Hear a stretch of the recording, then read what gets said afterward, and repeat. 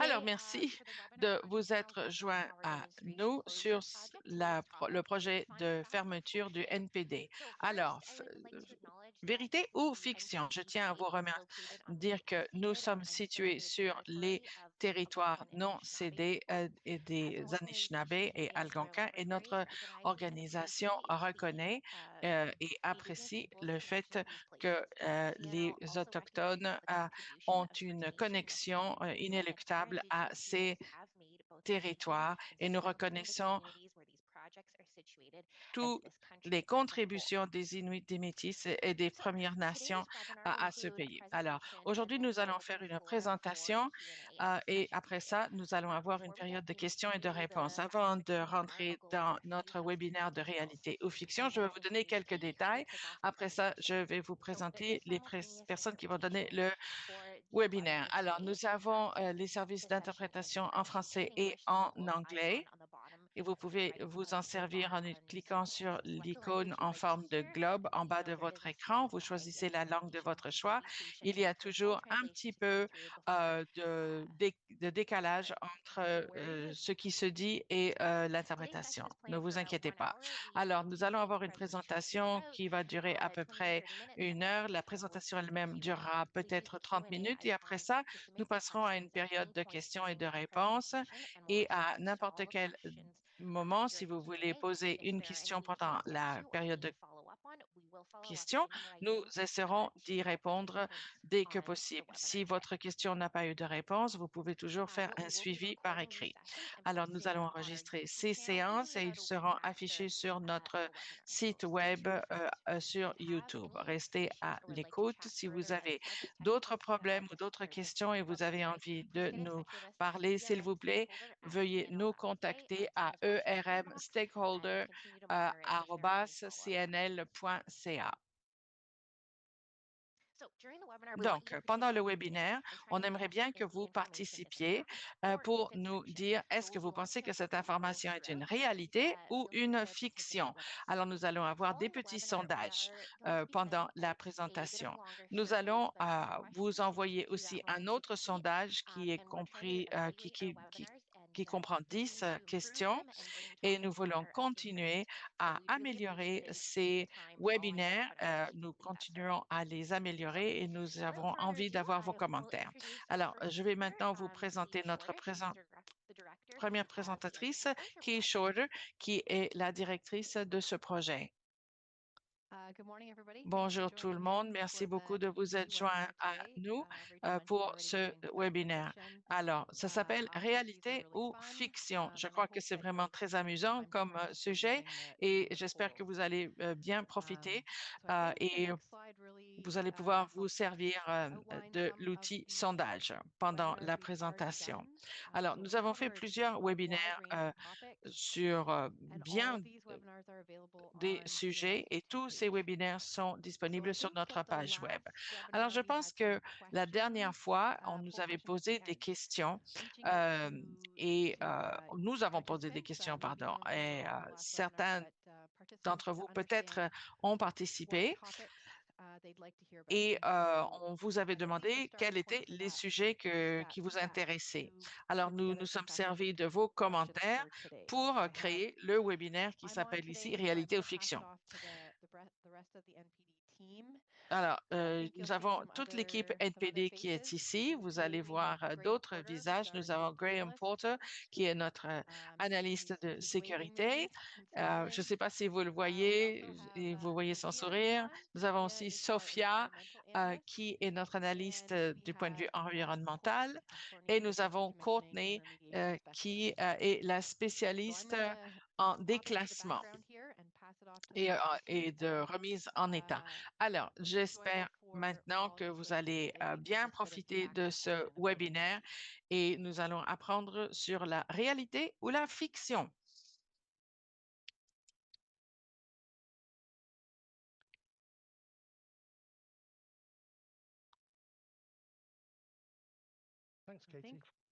Merci. D'accord. Graham est là. Donc, alors, commençons avec ces faits. Ça devrait être amusant, je crois, aujourd'hui. Alors, la première chose, très facile. Réalité ou fiction? Alors, non seulement NPD a produit de l'électricité à partir de l'énergie nucléaire pour la première fois au Canada, mais il a également servi de lieu de formation pour les ingénieurs nucléaires. Est-ce vrai ou faux?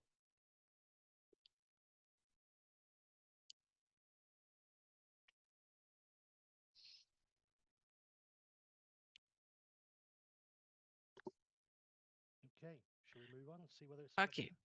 Alors, c'est quoi la vraie réponse? C'est en fait vrai. Alors, en 1962, le NPD est rentré dans l'histoire lorsqu'il a produit de l'électricité à partir de l'énergie nucléaire. C'était en fait le 4 juin 1962 et ça fait donc 60 ans, 62 ans ce mois-ci en fait. Et donc, on avait réussi à générer 20 mégawatts et ça a continué jusqu'en 1987. Alors, donc, on a produit de l'énergie pendant, non, 80, oui, c'est ça, pendant 25 ans. Alors, ça donnait de l'électricité à Darlington, Bruce, NPD. C'était le prototype des réacteurs CANDU. Et quand ça a fermé en 87, oui, ça a fermé donc en 87. Très intéressant. Alors, passons à la prochaine diapo. Alors, réalité ou fiction? La méthode d'élimination in situ n'est pas sûre. Réfléchissez.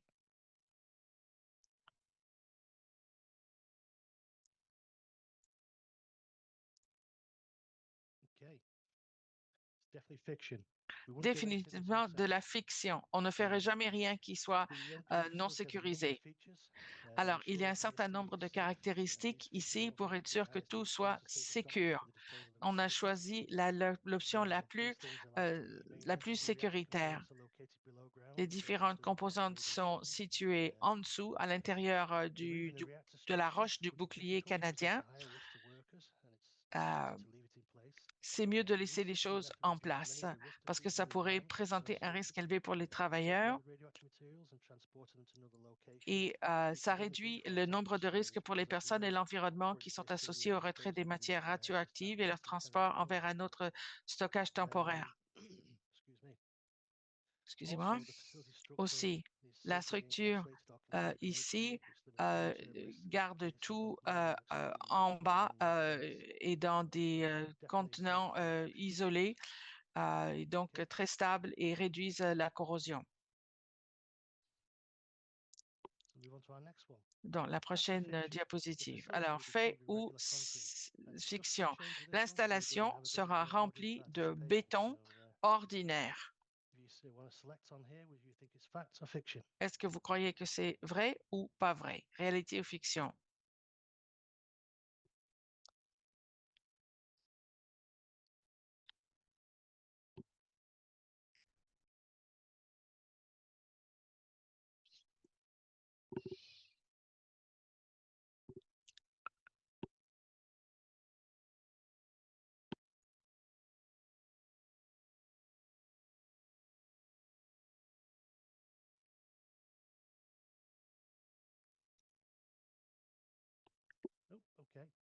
Bien.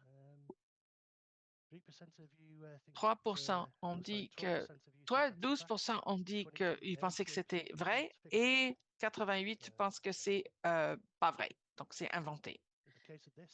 Eh bien, dans ce cas-ci, oui, c'est vrai, c'est de la pure fiction.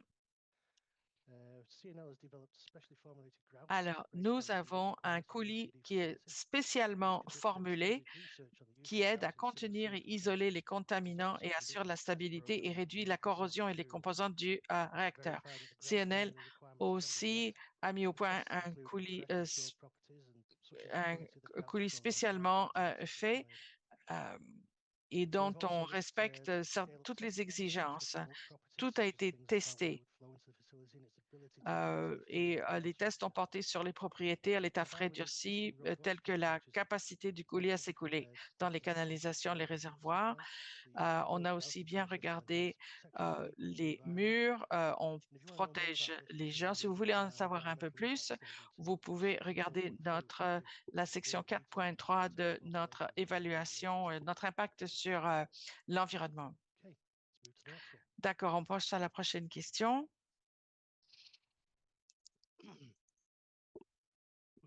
Réalité ou fiction?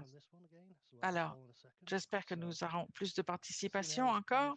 Alors, le CNL a prévu une situation des pires scénarios, par exemple comme des tornades, afin de garantir la sécurité des personnes et de l'environnement sur les générations à venir. D'après vous, c'est vrai ou c'est pas vrai?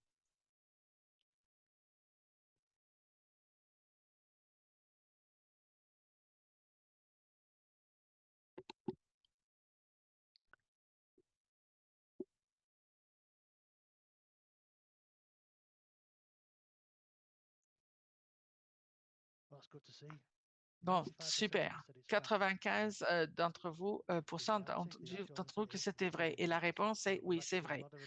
Donc, nous avons entrepris beaucoup d'analyses pour voir comment pour évaluer qu'est-ce qui se passerait dans des événements catastrophiques comme un tremblement de terre qui pourrait se produire une fois tous les 10 000 ans et comment ça affecterait l'installation. Nous avons regardé toutes sortes de critères différents, tous les événements de météo extrême, par exemple des tornades et autres. Donc, on a évalué la sécurité du projet et les modèles prédictifs sont soumis à des variétés de scénarios. On essaie de comprendre les impacts probables, potentiels et l'importance des différentes caractéristiques dans l'installation. Alors, surtout à long terme, il est très prudent de surveiller cette évolution à long terme. On regarde tous les différents éléments, par exemple la dégradation du site potentiel et autres, des événements sismiques, par exemple ici, c'est ce qu'on regardait.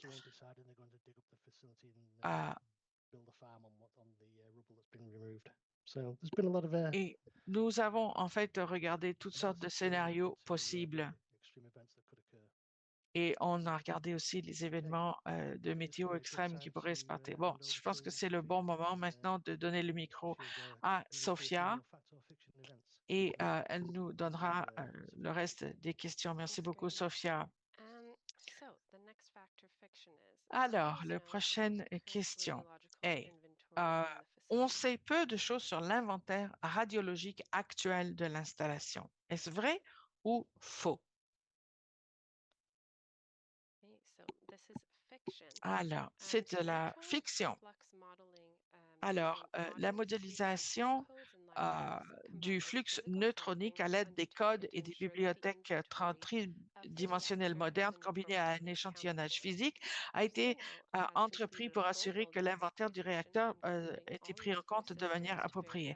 CNL a également effectué une caractérisation complète du bâtiment, y compris les systèmes nucléaires, et vérifier l'inventaire radiologique total.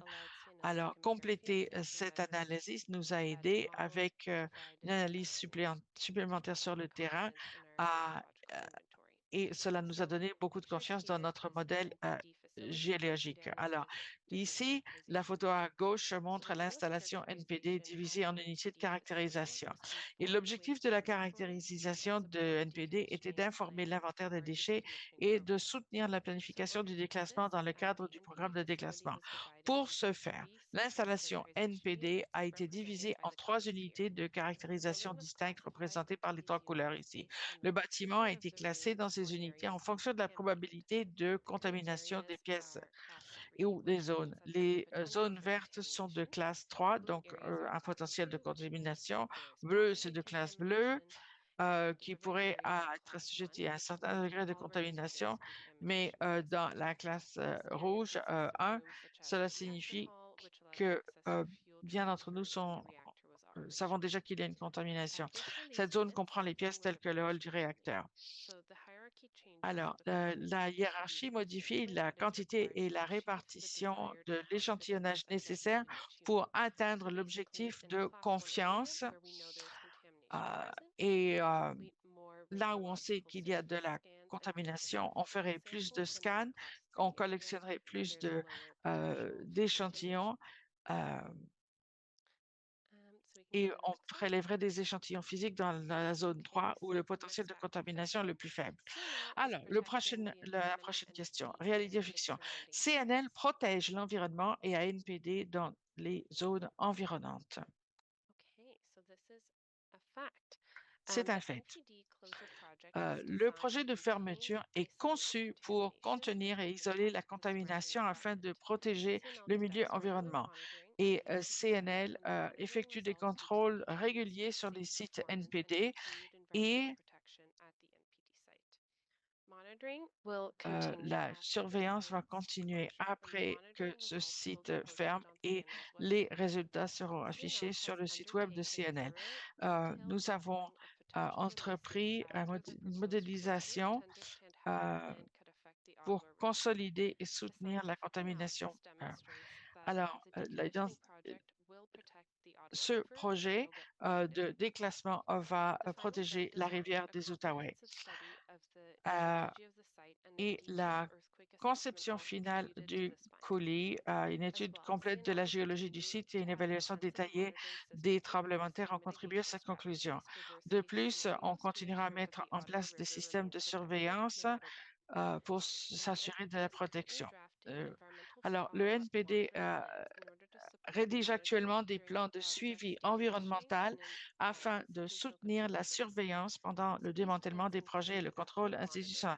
Alors, cela inclut des choses comme le contrôle des effluents pour contrôler les paramètres euh, directement par les activités du projet, par exemple comme la poussière, la surveillance de l'environnement, la surveillance des différentes composantes des environnements susceptibles d'être affectés, tels que la rivière des Outaouais, et en plus, une surveillance des eaux souterraines. On peut passer à la prochaine. Bon, alors la prochaine question. Réalité ou fiction? CNL prévoit de surveiller de surveiller cette installation pendant longtemps. J'y ai peut-être fait référence à un moment donné.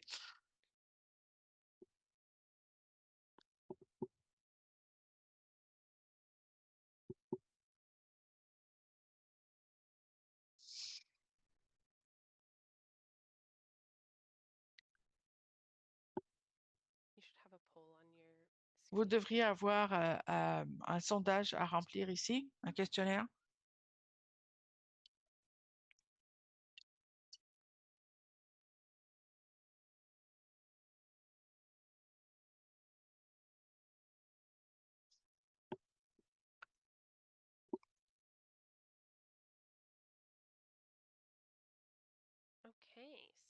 Eh bien, très bien. La plupart d'entre vous, 96%, ont dit que c'est un fait et c'est exact. C'est un fait, exactement. Alors, le suivi est une partie très importante du déclassement et c'est pour s'assurer que tout fonctionne comme il faut. Alors, la surveillance au site NPD est continue et même avant l'approbation du projet et va continuer à travers les deux phases principales du projet de déclasser et de contrôler. Donc, la partie exécution déclassement doit être une période de 2 ans avec beaucoup d'activités. La surveillance continuera après ça par le biais des institutions, c'est-à-dire 100 ans pardon, après que tout ait été surveillé. La surveillance commencera avant l'approbation du projet et une fois que c'est accepté, nous allons continuer à surveiller.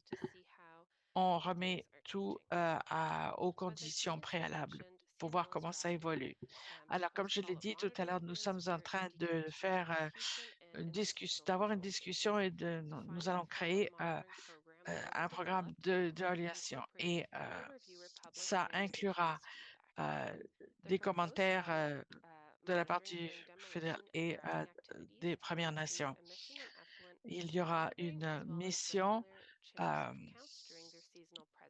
nous allons voir ici, et pendant cette période d'institution, nous allons faire de la surveillance des eaux souterraines pour voir si on a besoin de faire plus d'enquêtes et des différentes actions à apporter. Alors récemment, nous avons revu ces plans de surveillance pour regarder la surveillance des espèces à risque et nous sommes en train de faire une surveillance pour être sûr que les mesures de réduction de litiges soient faites. Nous allons donc travailler avec les communautés autochtones pour incorporer les connaissances autochtones traditionnelles dans un plan de suivi. Ce ne sera pas finalisé jusqu'à ce que le NPD prenne sa décision finale sur le projet. Et avec cela, je vais maintenant donner le micro, pardon, à Courtney pour la prochaine question réalité ou fiction. Alors, réalité ou fiction,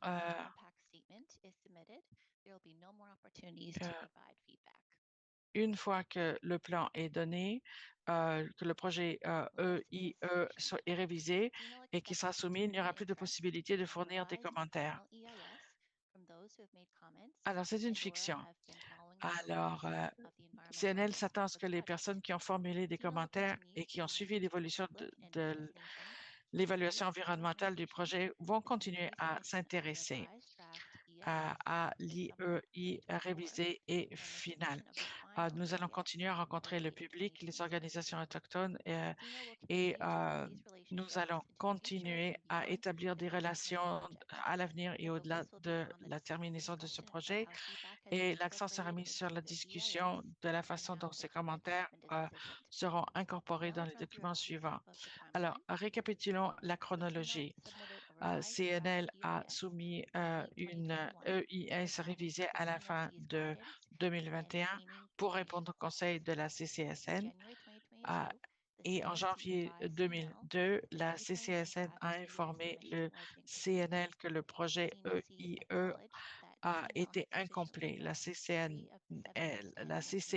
a reconnu que CNL avait suffisamment répondu à 3 des 7 demandes d'information en suspens. Alors, la CCSN a indiqué que les 4 demandes d'information en suspens relatives à la manière dont le contenu autochtone est pris en compte. Alors, nous avons travaillé à la présentation d'un projet révisé. Et en tant que et la CNL a décidé de reporter la soumission en ajoutant les informations nécessaires pour répondre aux commentaires lors de la vérification. Vu les préoccupations exprimées par les Autochtones et donc à apporter plus. Donc, le projet est maintenant prévu pour 2024 et lorsque l'EIE final est accepté par le CCSN et que le projet fait l'objet d'une audience, il sera entendu. Nous sommes ouverts et transparents en tout ce qui concerne les modifications apportées au projet et au calendrier réglementaire. Nous allons entreprendre des journées de portes ouvertes, d'information, des événements communautaires, des participations à l'Environmental Stewardship Council, à la Community Advisory Panel, des séances d'information et contenu de plusieurs. Nous voulons nous assurer que les organisations autochtones, les nations et les communautés soient tenues au courant de l'avancement de l'évaluation environnementale du projet.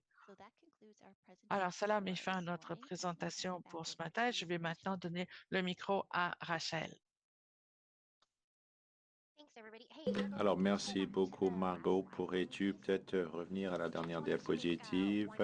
Je voulais faire un petit changement. Je m'excuse.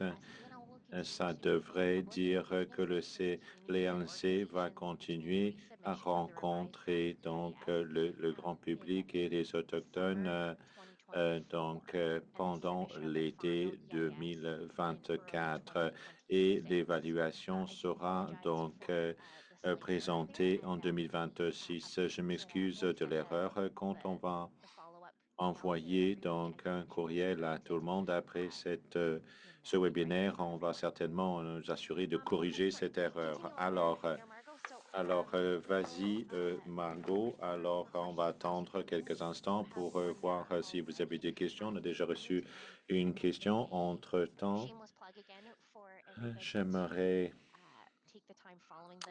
vous demander de prendre le temps après le webinaire de remplir le questionnaire qu'on va vous envoyer.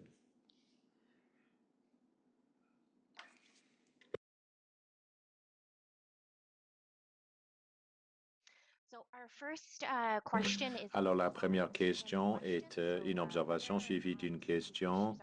Et c'est alors vraiment l'état définitif est donc une installation d'élimination près de la surface. Alors, est-ce que vous comptez surveiller le site à perpétuité? Est-ce que c'est un fait ou est-ce que c'est une fiction? Merci, dit Katie Shorter. Alors, les limites d'accès, la surveillance vont avoir lieu tout et aussi longtemps que ça sera nécessaire. Alors, il y aura donc il y aura un permis finalement. Ça sera donc une installation d'élimination de déchets. Le permis restera en vigueur. Il s'agit d'un permis d'abandon. Donc, on part. Donc,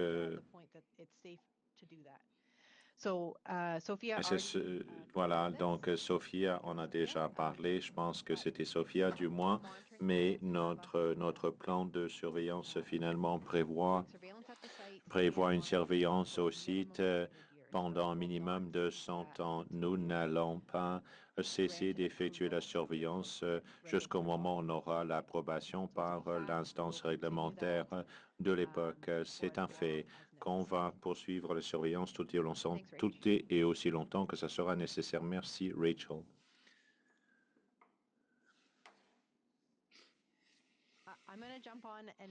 Alors, je vais maintenant vous dire d'autres éléments. Il ne semble pas avoir de questions. Donc, posez les questions dans le clavardage. Si vous en avez pour l'équipe aujourd'hui, nous avons donc fait un aperçu plutôt général. Courtney a parlé finalement des façons dont on répond aux questions des Autochtones et du grand public. C'est un thème qui vous intéresse plus particulièrement, qu'on n'a pas abordé aujourd'hui. Vous pouvez envoyer donc un courriel à urmstakeholder@cnl.ca. Vous pouvez également demander un entretien avec un des membres de l'équipe si vous voulez aborder un thème plus précisément.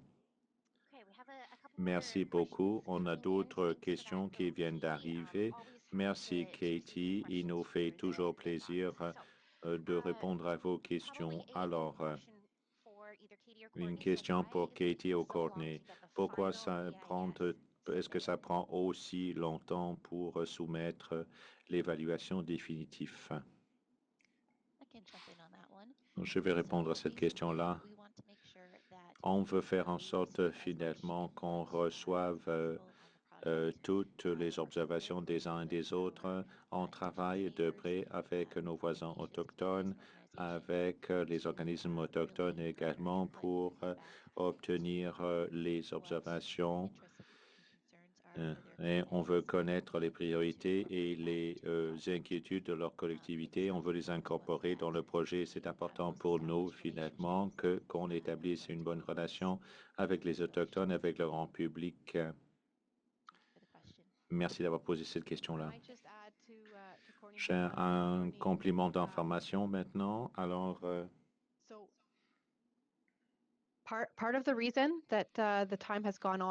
pourquoi ça prend si longtemps? On continue à recevoir donc des observations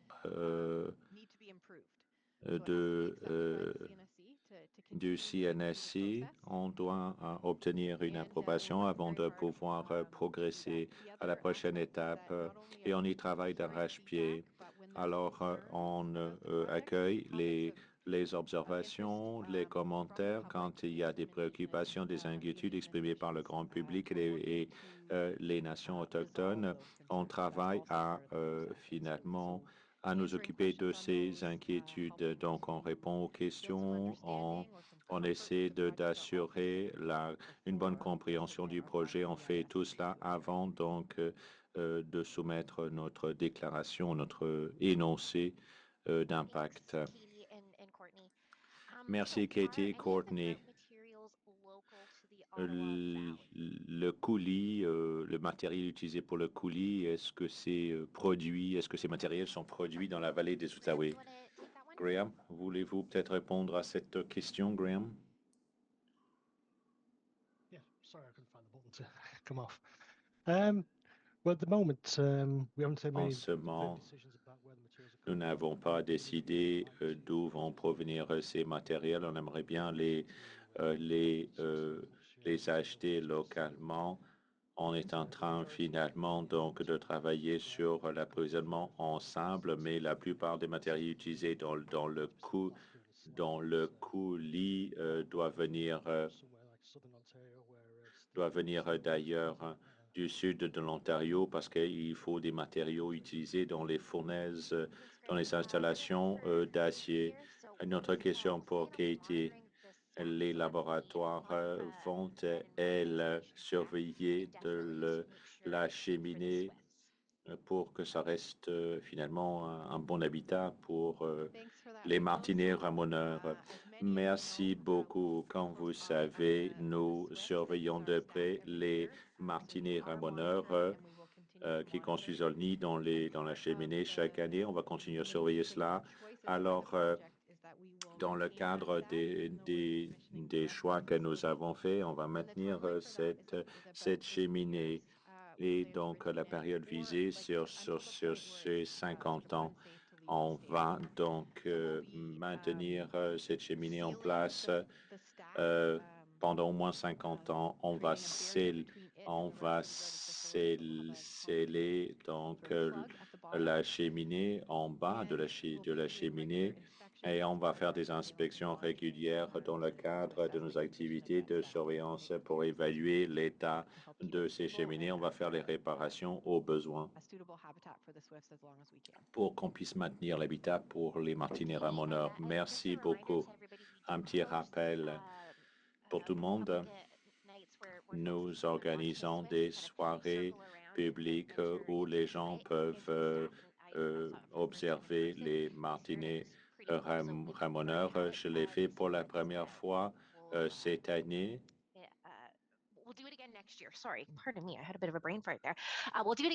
On va le faire à nouveau l'année prochaine et on va inviter tout le monde qui aimerait venir voir cela. Prochaine question.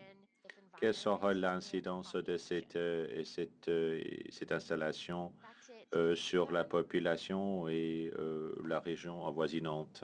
Katie, à vous. Moi, je peux répondre à cette question certainement.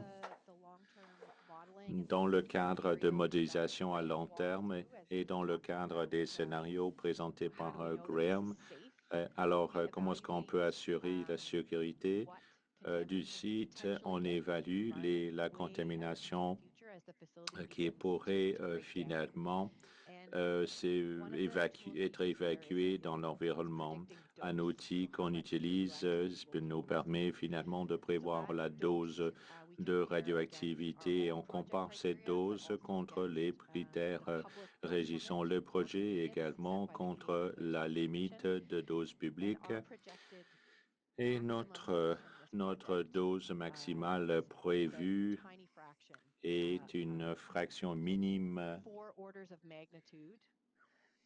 for the sciencey types below the 0.25 des 0,25 millisieverts qui est la limite pour le projet. Ça nous indique donc qu'il n'y a pas de radioactivité qui s'échappe dans l'environnement, qui va toucher l'environnement ni les populations avoisinantes. Alors, pour la région du Pontiac, qui est en aval du côté du Québec, nous avons évalué les récepteurs plus loin du site et on prévoit aucun effet ni pendant la période de déclassement, ni à long terme une fois que la fermeture sera effectuée. Merci, Katie. Une question pour vous, Graham. Vous avez parlé des tornades et des séismes. Qu'en est-il des inondations? Là, on parle des scénarios du pire. Nous avons étudié plusieurs scénarios, dont l'inondation, les extrêmes météorologiques, donc une pluie centenaire, et on voit que l'effet est négligeable. On a étudié finalement la fluctuation du niveau de la rivière des Outaouais, finalement, et on respecte, comme le projet respecte tous les critères de sécurité. Ne partez pas. Qu'est-ce qui va se passer au combustible du NPD une fois que le réacteur a été fermé en 88? On a dû attendre un refroidissement et ça a été entreposé ensuite à Chalk River dans un état sécuritaire en attendant l'élimination définitive. Alors, c'est entreposé à Chalk River pour l'instant. Une autre question pour le coulis, Graham. Est-ce qu'il y a-t-il d'autres centrales qui ont été déclassées en utilisant le même coulis? Pas vraiment la même recette, mais il y a plusieurs centrales américaines qui ont utilisé le coulis de ce genre. Alors, on a répondu à une question sur les matériaux locaux. On a tendance à utiliser donc des matériaux bien précis. Donc, les cendres, les déchets des fournaises, par exemple, ce sont les matériaux qu'on a tendance à utiliser à grande échelle. Merci beaucoup. D'autres questions, Rachel? On vous donne une petite pause. Kate, une question pour vous, une question vraiment intéressante qu'on aimerait vous poser. Alors, la possibilité donc de déclassement robotisé finalement qui permet, qui présente certains avantages. Comment ce genre de déclassement pourrait-il assurer donc une efficacité accrue? Merci beaucoup d'avoir posé cette question. Est-ce qu'on a pensé à d'autres façons finalement de déclasser le NPD? Dans le cadre de l'évaluation du projet, on a évolué des solutions possibles en démantèlement partiel ou par opposition en démantèlement global ou complet. Les LNC a une équipe qui étudie tous les réacteurs pour voir comment on peut les déclasser, le démantèlement ou d'autres options. L'NPD se trouve dans la catégorie autre. Alors maintenant, on poursuit notre projet pour une élimination sur place, mais on n'a pas oublié les autres technologies qui existent et nous avons une équipe au LNC qui se penche plus précisément sur comment on peut déclasser les autres réacteurs. Alors, donc, on va certainement envisager d'utiliser les nouvelles technologies. Au besoin, peut-être l'équipe en question pourrait présenter un webinaire. Rachel, je suis d'accord avec vous. Merci. Nous avons un webinaire sur donc le déclassement de Chalk River. Et je pense qu'on va parler du bon travail que fait le groupe en méta-contribution des techniques novatrices. Alors, ça, c'est à 11 heures. Alors, Une autre question portant sur l'accès au site. LNC attend une décision donc de l'instance réglementaire, la Commission de la sûreté nucléaire. J'imagine donc que LNC ne sait pas si on aura besoin d'assurer un accès à perpétuité. Ça veut dire que vous n'avez pas prévu donc de plan pour finalement, si l'instance réglementaire ne vous donne pas un permis d'abandon, alors le AACL va continuer à être responsable finalement des centrales nucléaires au Canada. Alors EAC s'est engagé à prévoir des contrôles d'accès pendant et aussi longtemps que nécessaire. Jusqu'au moment où on recevra le permis d'abandon. Il y a un engagement qui a été fait. Les contrôles seront prévus tout et aussi longtemps que nécessaire.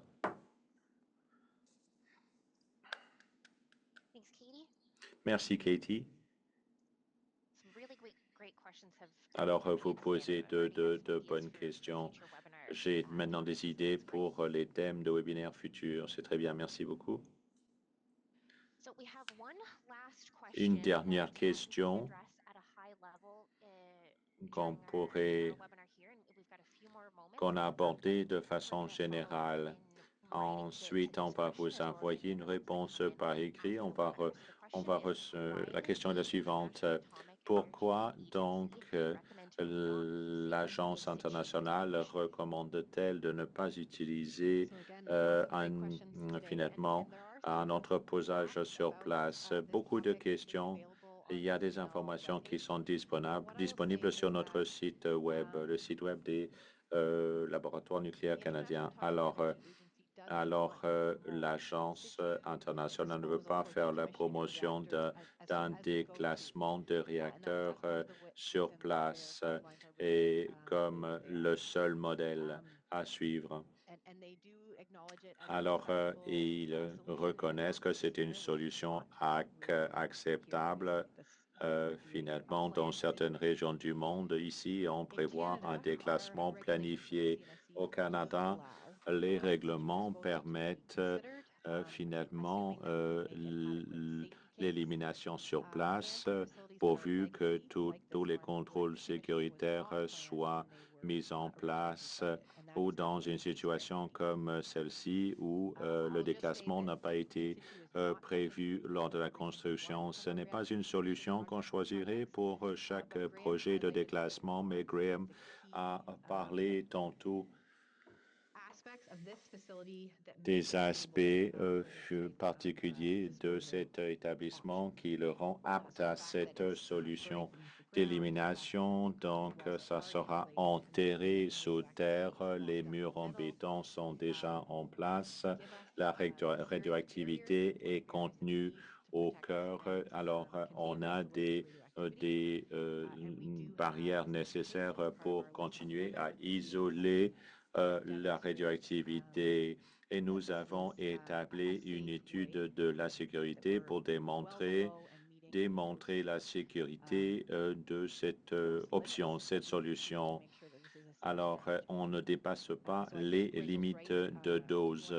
Alors, c'est une stratégie sécuritaire. J'aimerais vous envoyer une réponse par écrit pour approfondir les informations.